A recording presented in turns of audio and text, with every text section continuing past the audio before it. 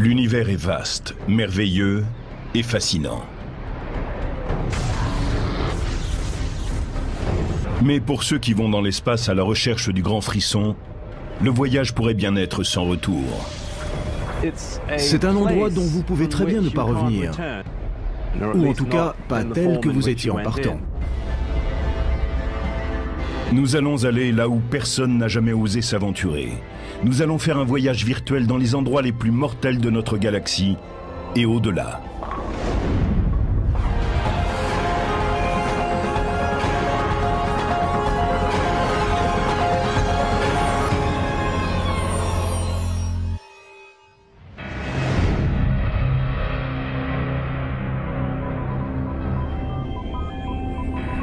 Partons pour une aventure aux frontières de l'ultime.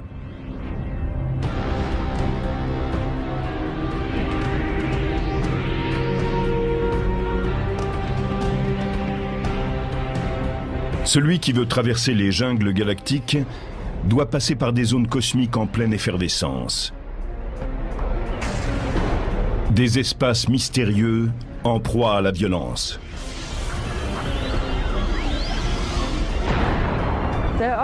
Ce sont en effet des endroits dangereux. On y trouve des phénomènes énergétiques beaucoup plus puissants qu'une bombe atomique en train d'exploser. Infiniment plus puissants. L'univers est un espace très brutal. Il semble déjà qu'il soit né d'une terrible explosion appelée le Big Bang, et toutes sortes de processus d'une grande violence s'y produisent.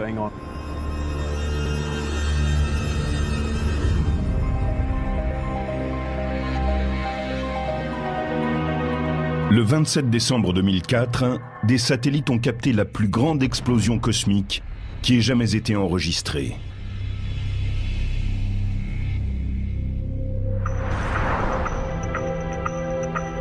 Située à 30 000 années-lumière, elle a eu le pouvoir d'altérer à un moment l'atmosphère supérieure de notre planète.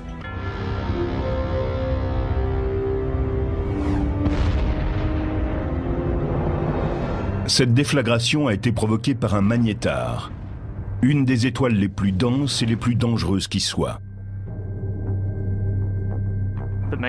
La force du champ magnétique d'un magnétar équivaut à 1000 milliards de fois celle du champ magnétique de la Terre.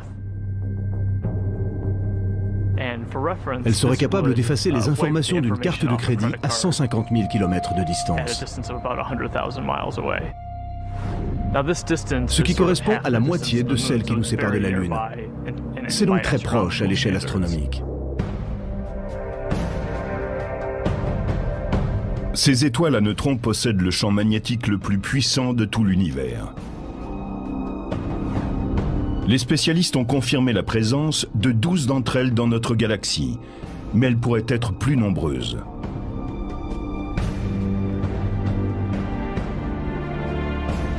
Brian Cameron, de l'Institut californien de technologie, le Caltech, scrute la Voie lactée à la recherche de ces objets étranges.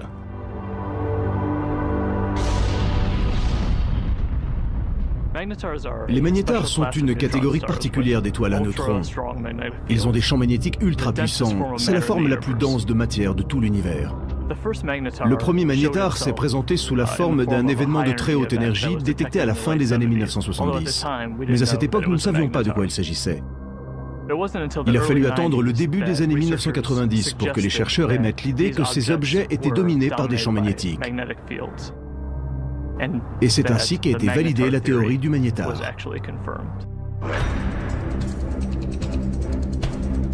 Les magnétars naissent au moment de l'agonie d'étoiles massives.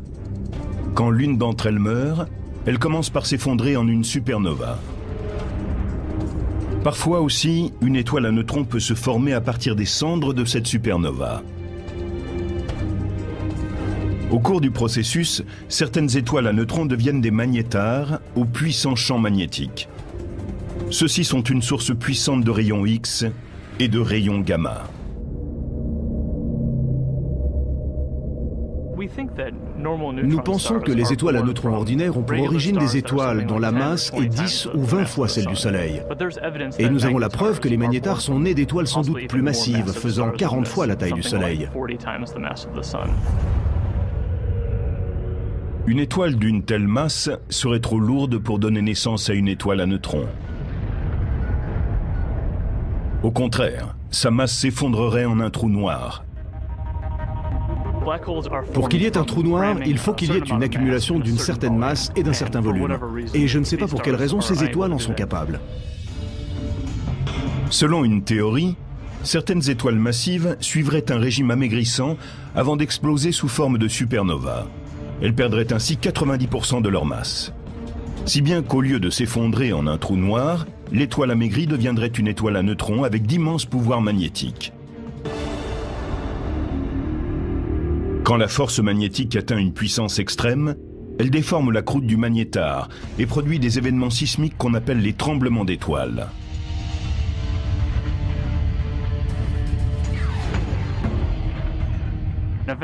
Finalement, cette croûte craque sous le choc. Et le champ magnétique se reconfigure en ayant un taux d'énergie plus faible. Quand cela se produit, une boule de feu est lancée par l'étoile sur son côté.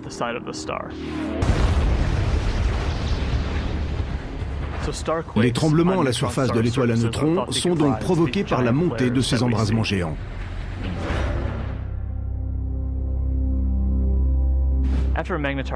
Quand un magnétar subit une de ces conflagrations, toutes les étoiles de la galaxie sont illuminées pendant quelques dixièmes de seconde. À l'intérieur de ces embrasements géants se produisent de brèves explosions de rayons gamma qui se déplacent à la vitesse de la lumière. Ces bouffées géantes d'énergie sont des explosions de rayons gamma. Elles durent moins d'une seconde. Et elles comprennent tout le spectre des rayons X, de couleur très dure par rapport à d'autres types d'explosions comme celle de rayons gamma.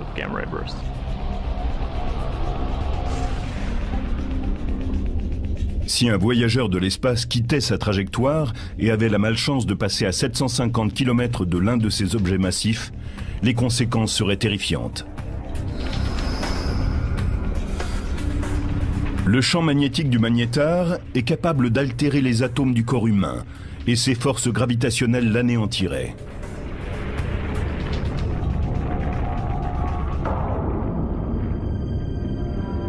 Mais à quelle distance un magnétar peut-il causer des dégâts dans notre système solaire ?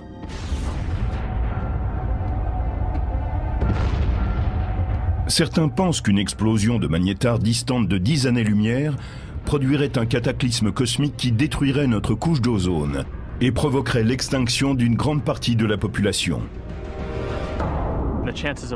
La probabilité qu'un tel événement se produise est très faible. C'est même pratiquement impossible. C'est comme si une étoile ordinaire traversait le système solaire. Or, nous savons que cela n'a jamais eu lieu.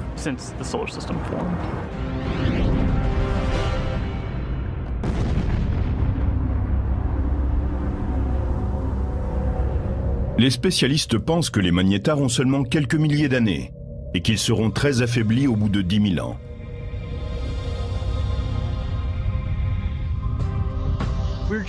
Nous commençons juste à comprendre le cycle de vie des magnétars. Nous pensons qu'ils sont très récents. Mais quel âge ont-ils? Cela reste une question.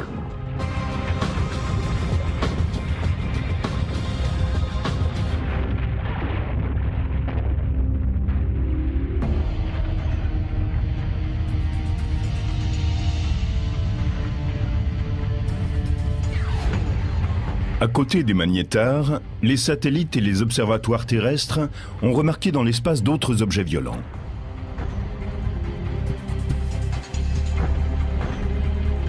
Des spécialistes ont confirmé l'existence d'une force fantomatique tellement puissante qu'elle pourrait bien être le phénomène le plus pervers de l'univers.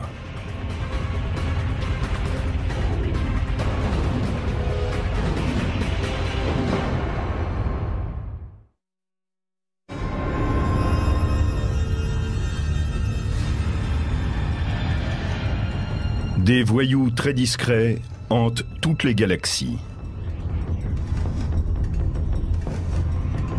Ce phénomène très particulier déchiquette tout ce qui se trouve sur sa route et n'en fait qu'une bouchée.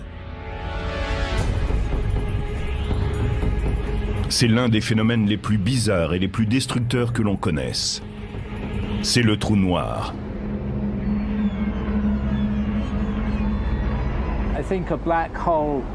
Je pense qu'un trou noir est l'endroit le plus violent de l'univers. C'est comme si on passait une frontière et qu'on ne puisse pas revenir en arrière. Ce doit être comme une attraction fatale.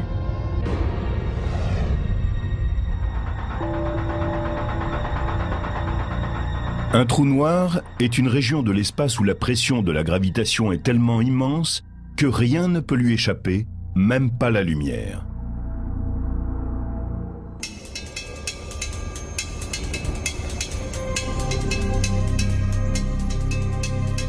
L'astrophysicienne et triathlète Feria Lozel tente de percer à jour les mystères qui entourent ces forces cosmiques insaisissables.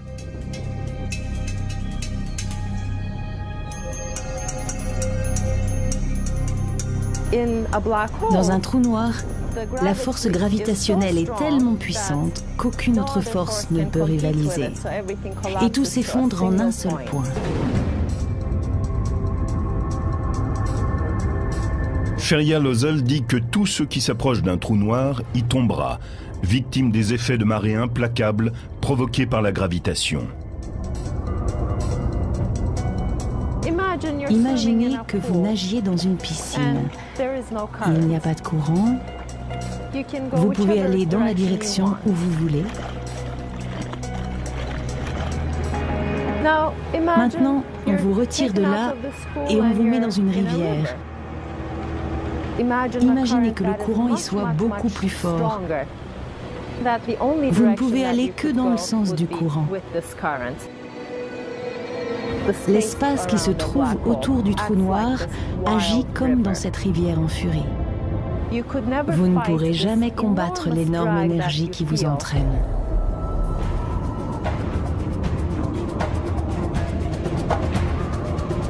Quand un objet s'approche du bord, qu'on appelle l'horizon du trou noir, il atteint un point de non-retour.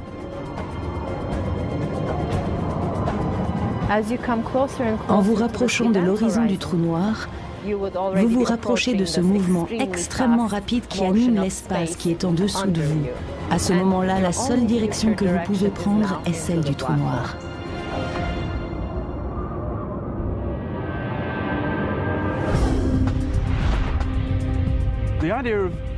Les trous noirs sont extrêmement mystérieux. C'est un endroit dont vous pouvez très bien ne pas revenir, ou en tout cas, pas tel que vous étiez en partant.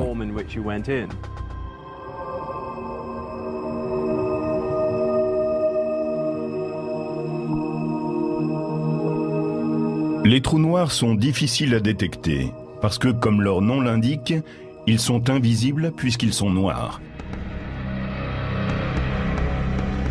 Mais les spécialistes les localisent quand ils s'aperçoivent qu'un objet, comme une étoile qui passe par là, est affecté par leur force gravitationnelle.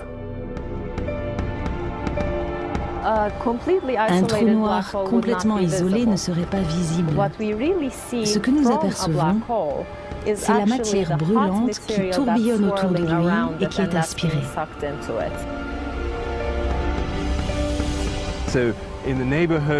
À la périphérie de ces objets très puissants, vous allez avoir tout un tas de radiations qui résultent du fait que le trou noir presse la matière, l'étire et la tord quand il l'absorbe. Les trous noirs avalent tout ce qui est à leur portée. Et il y en a des milliards qui rôdent dans l'univers.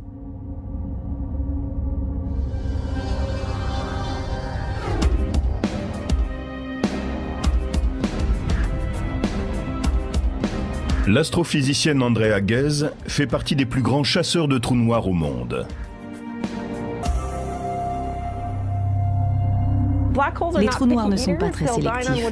Ils vont se nourrir de tout ce qui passe à leur portée. Ils se délectent autant en aspirant des gaz qu'en avalant une étoile ou une planète. Quand l'un d'entre eux absorbe une étoile, il commence par la déchiqueter. Il la mâche comme un fou. Il l'étire, il l'épuise. Il l'entraîne comme dans un tuyau d'écoulement. Elle est complètement pulvérisée.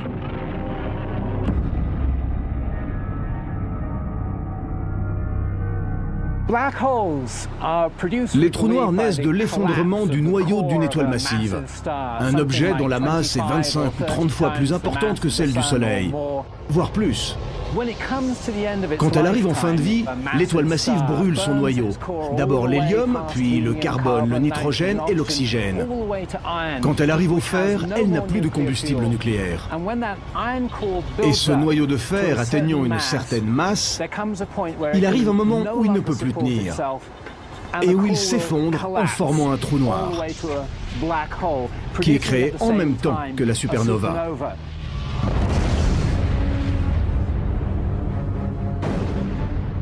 La supernova explose en émettant des quantités d'énergie, si bien que tout ce qui est à proximité est anéanti. Puis les débris de l'explosion tombent dans le trou noir qui vient de se former. Et il semble que la clé de l'attraction du trou noir soit la force de la gravitation. La force gravitationnelle va attirer les objets alentour comme elle fait tourner les planètes autour du Soleil. En fait, les étoiles vont tourner en orbite autour du trou noir pendant une grande partie de leur vie sans être aspirées. Elles sont parfaitement en sécurité tant que l'attraction fatale ne s'exerce pas sur elles.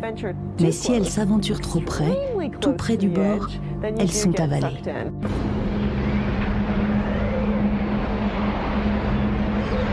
Les spécialistes pensent qu'il y a des millions de trous noirs incontrôlables dans notre galaxie, la Voie lactée. Et comme ils ne sont pas aisément détectables, qui sait s'il ne s'en trouve pas un juste à côté de notre planète? À quelle distance risque-t-on d'être absorbé par un trou noir? Être trop près d'un trou noir, c'est être à une distance équivalente à celle entre le Soleil et la Terre. Mais c'est sans doute encore trop proche. Pour les futurs voyageurs de l'espace, mourir dans un trou noir serait un mode très violent de disparition.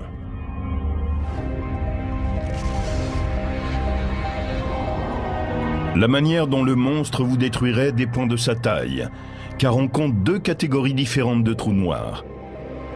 La plupart d'entre eux sont des trous stellaires, dont la masse est 5 à 30 fois celle du Soleil.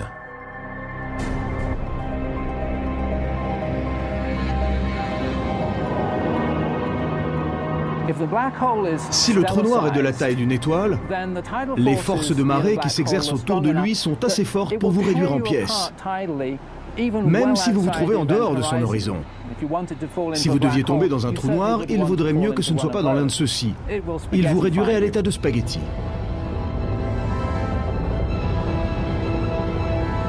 Mais à côté des trous noirs stellaires, on trouve de véritables monstres.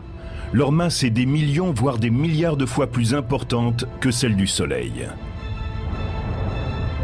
Et les scientifiques pensent que ces géants occupent le centre de chaque galaxie, y compris la nôtre.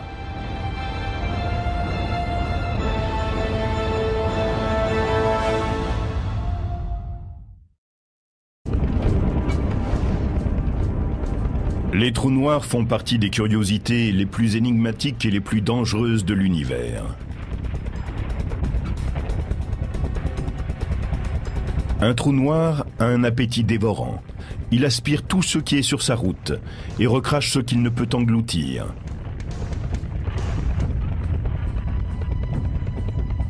Aujourd'hui, les scientifiques ont découvert qu'il y avait des trous noirs supermassifs, qui sont des millions de fois plus importants que leurs cousins stellaires.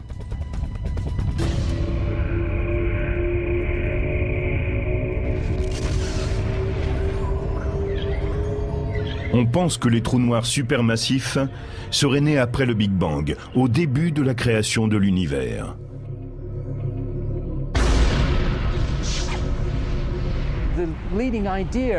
À leur naissance, lors de l'effondrement du cœur d'une étoile massive, ils seraient nés sous forme de trous noirs stellaires. Puis ils auraient grandi en se nourrissant essentiellement du gaz d'autres galaxies, avec lesquelles ils seraient entrés en collision.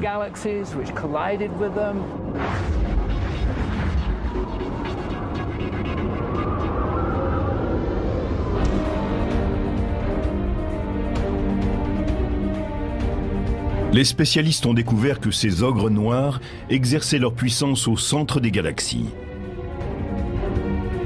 On pense que les trous noirs supermassifs sont très certainement au centre de la galaxie parce que ce sont les objets les plus massifs. À cause de cette masse, ils ont tendance à sombrer au milieu. Et c'est pour cette raison que vous les trouverez toujours au centre d'une galaxie. Pendant longtemps, les spécialistes ne croyaient pas à l'existence d'un trou noir supermassif dans notre Voie lactée.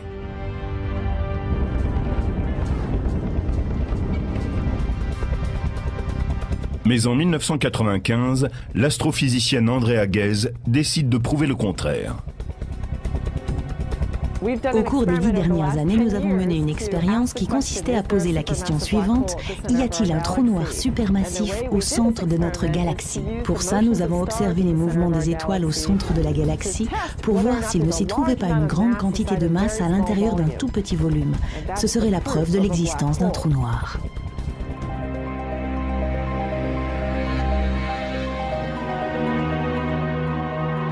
L'observatoire Keck à Hawaï abrite un des plus grands télescopes du monde.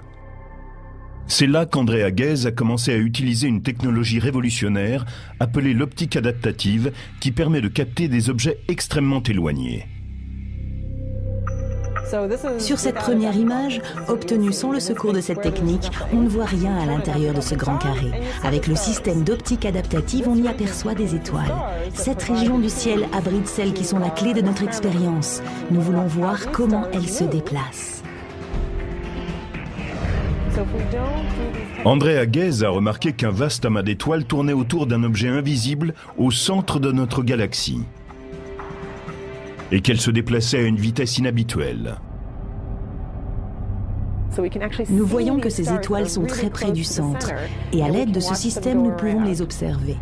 Elles tournent autour du trou noir, tout comme notre planète tourne autour du Soleil. Leur orbite nous indique où se trouve le trou noir. Il est exactement là où sont ces étoiles, au centre de notre galaxie. Et en voyant à quelle vitesse va l'étoile et comme son orbite est resserrée, nous pouvons dire où est le trou noir dont nous pensons aujourd'hui qu'il équivaut à 4 millions de fois la masse du Soleil.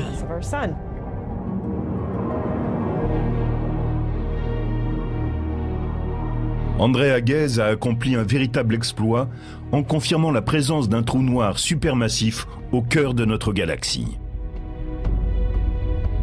C'était très exaltant de découvrir ce trou noir supermassif au centre de notre galaxie. C'était la réponse à ce que nous cherchions. Nous avons posé la question: y a-t-il un trou noir? Et nous avons conçu une expérience qui a permis de le capter.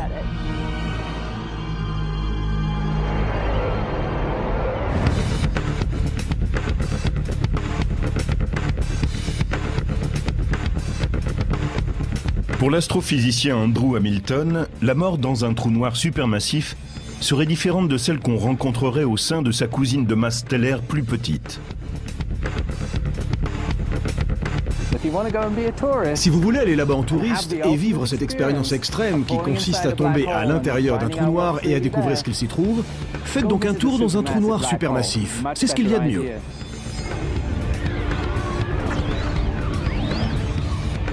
Dans un trou noir stellaire, l'explorateur de l'espace serait mis en pièces avant même d'entrer dans le vortex fatal. Alors que dans le cas d'un trou noir supermassif, il tomberait d'abord en chute libre.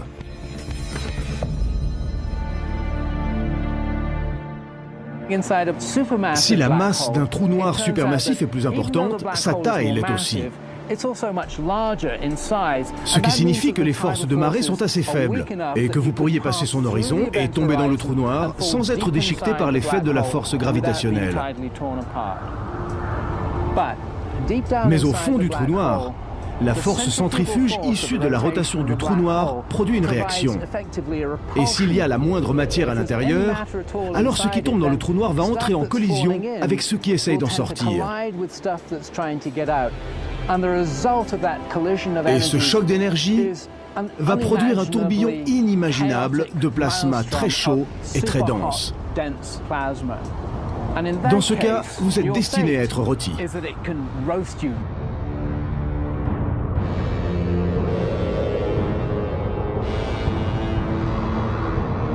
À partir de quelle distance des voyageurs de l'espace seraient avalés par un trou noir supermassif situé au centre de la galaxie? Pour un trou noir supermassif, il faudrait se situer entre 1,5 million et 1,5 milliard de kilomètres de lui pour sentir son influence.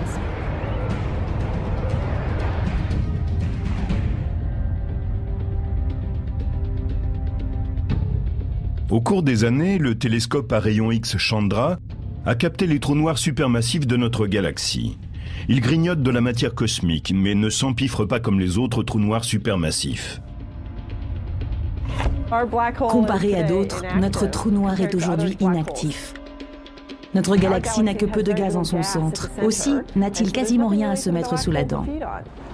Il ne mange pas grand-chose. Il est à la diète. Le trou noir supermassif de notre galaxie semble être réduit au jeûne. Ceci est en partie dû au fait qu'en vieillissant, la galaxie a de moins en moins de matière à lui fournir.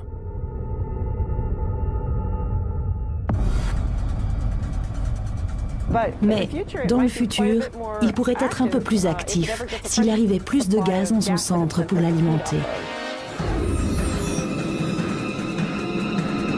Une façon de redonner de l'appétit à notre trou noir supermassif est d'entrer en collision avec une autre galaxie.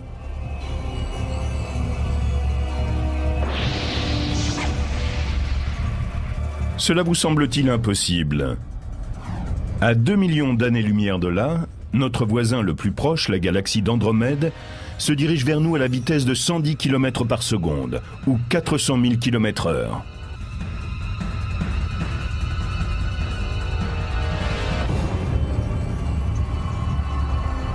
Selon les spécialistes, les deux galaxies entreront un jour en collision. Et sous le choc, la plus grande galaxie peut s'engager dans un des actes les plus primitifs que l'univers connaisse.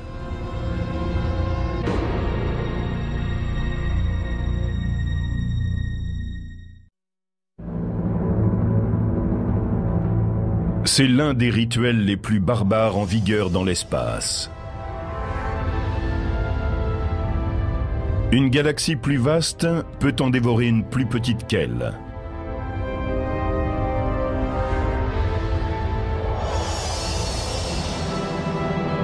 Ce scénario n'est pas né de l'imagination d'un écrivain de science-fiction. C'est une réalité cosmique. Et ce phénomène est appelé le cannibalisme galactique. Cet horrible événement se produit sur les autoroutes célestes, quand deux galaxies entrent en collision.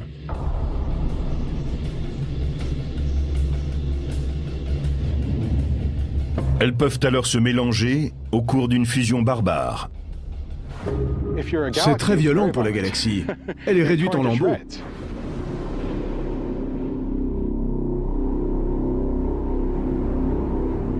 Joshua Barnes étudie la fusion des galaxies.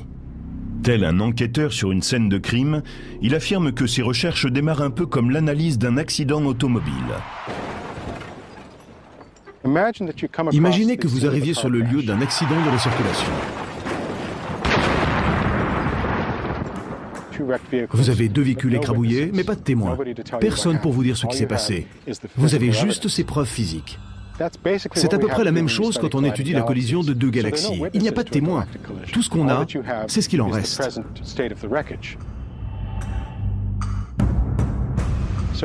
Il faut donc mener une sorte d'enquête pour tenter de reconstituer ce qui s'est passé sur la base de ce qu'on a aujourd'hui. Si le choc avait été frontal, vous le sauriez, parce que l'avant des véhicules serait en morceaux. Mais si le choc a été latéral, ce qui est le plus probable dans le cas des galaxies, l'épave aura un aspect tout différent, et il vous restera à interpréter ce que vous constatez. Qu'est-ce qui provoque la fusion des galaxies? C'est la gravitation. Dans l'univers, tout tombe en chute libre à travers l'espace. Quand vous avez deux objets aussi importants que des galaxies, leur force de gravitation les pousse l'une vers l'autre, et elles tombent l'une dans l'autre. C'est la seule force de gravitation qui pousse ainsi les objets. Les galaxies que l'on voit aujourd'hui entrer en collision sont, pour la plupart d'entre elles, destinées à se rencontrer depuis plus de 10 ou 15 milliards d'années. Mais c'est maintenant seulement que le choc se produit.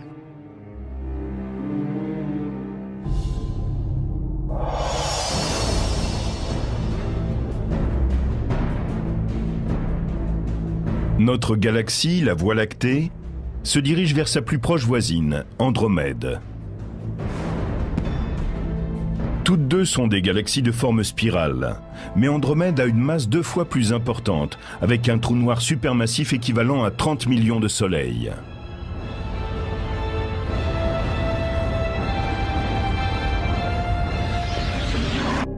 C'est comme une sorte de ballet. Vous voyez 2 galaxies qui se rapprochent. Elles dansent l'une autour de l'autre, vont de plus en plus vite, sont de plus en plus proches, et elles finissent par fusionner. Mais au moment de l'impact, ces danseurs galactiques exécuteront davantage qu'une pirouette. Chacune a un disque en spirale formé d'étoiles.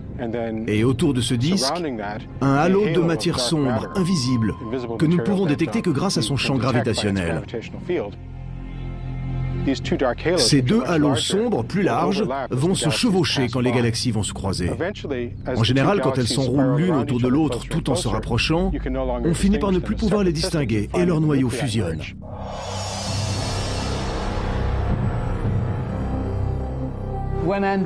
Quand Andromède et la Voie lactée se rencontreront, on assistera à la plus grande collision qu'ait jamais connue notre galaxie en 5 milliards d'années. La bonne nouvelle, c'est que dans le système solaire, nous sommes aux premières loges. Les 2 galaxies, leurs disques spiraux, se déchireront pour donner des formes fantastiques sous l'effet de marée.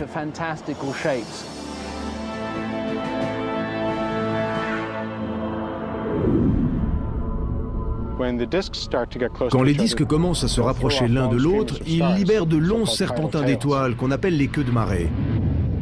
Le Soleil et le système solaire devraient être à l'abri, mais c'est difficile à prévoir. Nous pourrions avoir la chance d'être sur une de ces queues de marée et avoir une vue d'ensemble de tout le processus en passant à côté. Ou alors nous pourrions être projetés en orbite et plonger vers le centre des galaxies en train de fusionner. Nous n'avons aucun moyen de le savoir.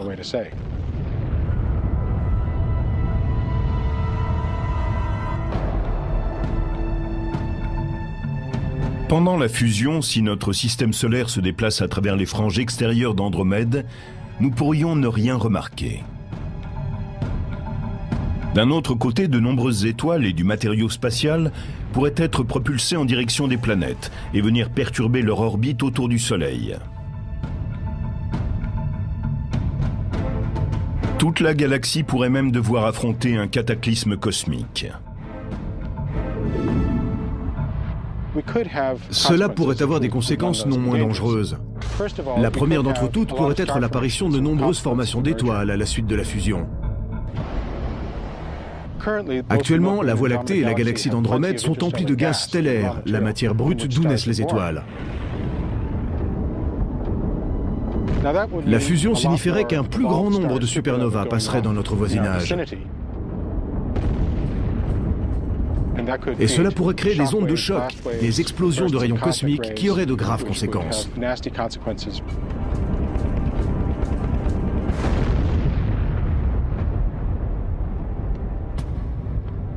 Après la fusion, le destin de notre système solaire serait incertain.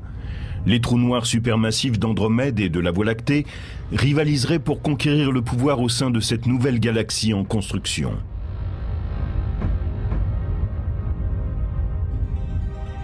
Quand elles fusionneront, elles donneront naissance à une nouvelle galaxie. Et ces 2 trous noirs supermassifs formeront une spirale au centre de celle-ci. Pendant un court instant, ils seront un trou noir binaire.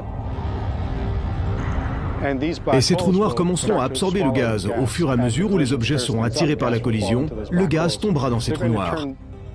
Ils vont se mettre en marche et émettre des radiations. Mais il sera possible d'assister à de vrais feux d'artifice, puisque les trous noirs seront alimentés par la matière qui tombera. C'est une réelle possibilité.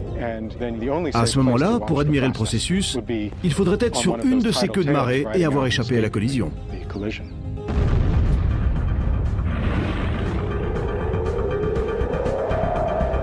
Certains spécialistes pensent que le vaste trou noir supermassif d'Andromède consumera la Voie lactée.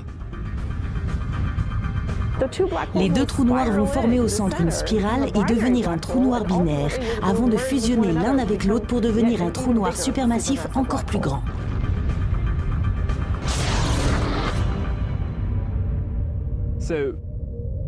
Ainsi, une petite galaxie qui entre en collision avec une grande est comme dominée par la grande galaxie. Elle verra la plus grande partie de son matériau absorbé par cette galaxie et sera consumée par elle.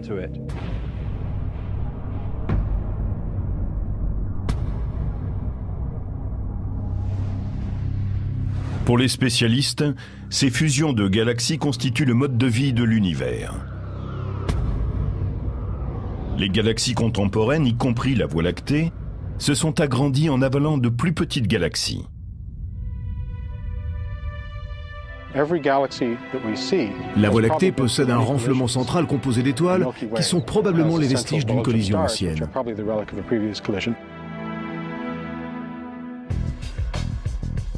La plupart des spécialistes sont d'accord pour dire que la fusion de la Voie lactée avec Andromède ne se produira pas avant 3 milliards d'années.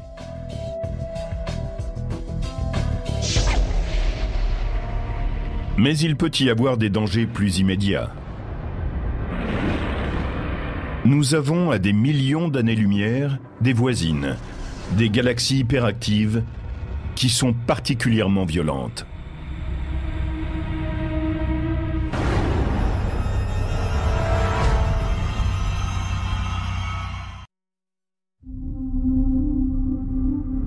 Au cœur de certaines d'entre elles vivent des monstres cosmiques qui transforment le trajet de la Voie lactée en un parcours extrêmement dangereux.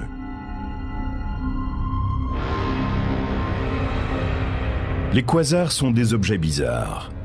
Leur puissance leur vient d'un trou noir supermassif qui avale en permanence de grandes quantités de matière, plus de 10 à 20 étoiles chaque année. Au cœur de ces objets vit un grand trou noir.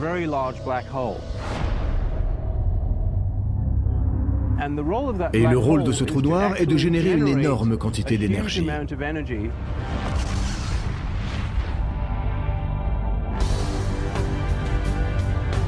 Les quasars sont les mécanismes les plus efficaces du cosmos. Ils émettent plus de puissance que 100 galaxies normales. Et ils sont 10 milliards de fois plus vastes que le Soleil.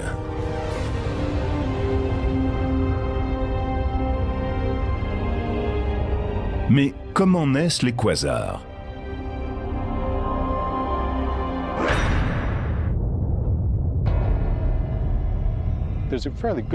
Il y a une relation directe entre les dernières étapes de la fusion galactique et ce qu'on appelle le phénomène des quasars. Si la Voie lactée et Andromède entraient en collision, nous pourrions avoir un quasar actif au centre des galaxies en fusion, pendant 10 ou même 100 millions d'années. Et il produirait près de 100 fois plus d'énergie qu'une galaxie normale. En étant sur une orbite qui nous conduise au centre de la galaxie, nous nous rapprocherions de ce quasar et nous serions alors brûlés. Le mot quasar signifie source quasiment stellaire, autrement dit émetteur d'ondes radio qui ressemble à une étoile. Le mot a été inventé alors que le quasar était encore un mystère. Nous savons aujourd'hui que ces objets ne sont pas le moins du monde des étoiles. En plus d'émettre des ondes radio et de la lumière visible, ils diffusent des rayons ultraviolets, des ondes infrarouges, des rayons X et des rayons gamma. Ils sont tous mortels si l'on s'en approche trop.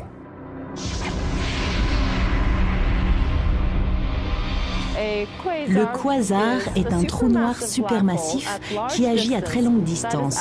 Il est puissant, il émet de la lumière et nous pouvons l'observer dans de nombreuses catégories d'ondes.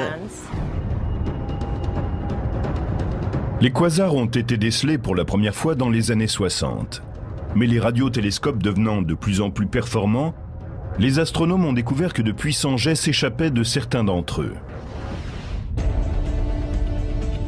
Ceux-ci sont appelés des blazars.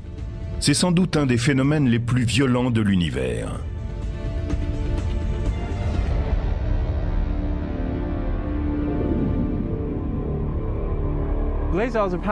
Les blazars tirent leur puissance des trous noirs comme les quasars, mais en même temps ils sont différents.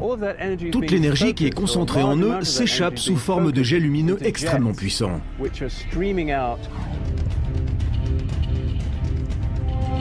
Le jet de plasma du blazar produit une radiation sous forme d'onde couvrant un spectre qui va de l'onde radio jusqu'au rayon gamma.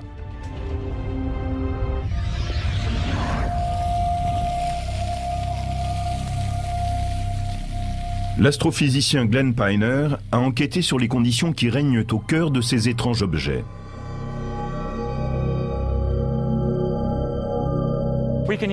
Nous pouvons utiliser cette fontaine pour visualiser la forme d'un blazar. La base circulaire de la fontaine représente le disque d'accrétion. Le jet d'eau qui en sort représente le jet de plasma qui s'échappe du blazar. Si la planète Terre était dirigée vers l'endroit d'où sort l'eau, nous pourrions apercevoir un blazar.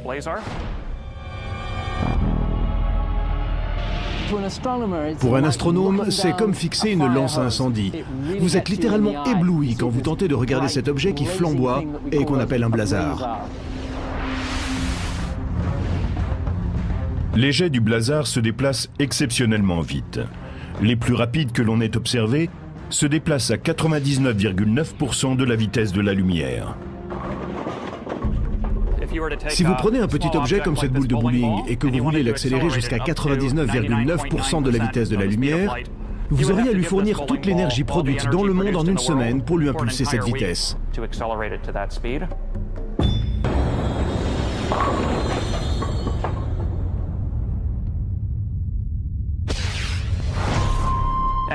Lorsqu'il s'agit des blazars, nous n'accélérons pas de petits objets comme ces boules de bowling, mais de grandes masses équivalentes à celles de Jupiter, ou même plus encore. Les jets reçoivent donc du blazar des quantités incroyables d'énergie. Les blazars ont des conséquences inimaginables sur les objets cosmiques qui passent trop près de ces jets mortels. S'il y avait une planète située à quelques années-lumière seulement d'un de ces jets, la radiation émise serait des millions de fois celle d'une étoile. Et elle y serait exposée en permanence. Je ne crois pas qu'on pourrait découvrir de la vie sur une planète qui serait sous le jet d'un blazar.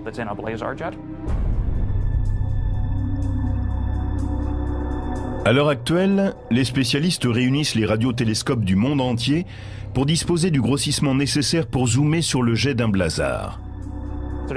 Pour vous donner une idée de ce dont nous avons besoin, il faudrait atteindre un grossissement qui permettrait de lire de New York le journal que quelqu'un tiendrait à Los Angeles. Nous aimerions voir le trou noir le plus près possible pour expliquer la façon dont ces jets sont accélérés et portés à de telles vitesses. Et nous aimerions aussi savoir de quoi exactement sont faits ces jets, car nous l'ignorons encore aujourd'hui.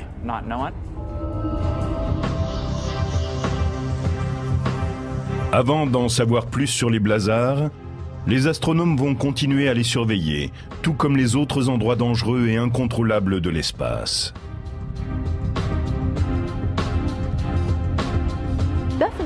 Il est vrai que des événements violents se produisent dans l'univers.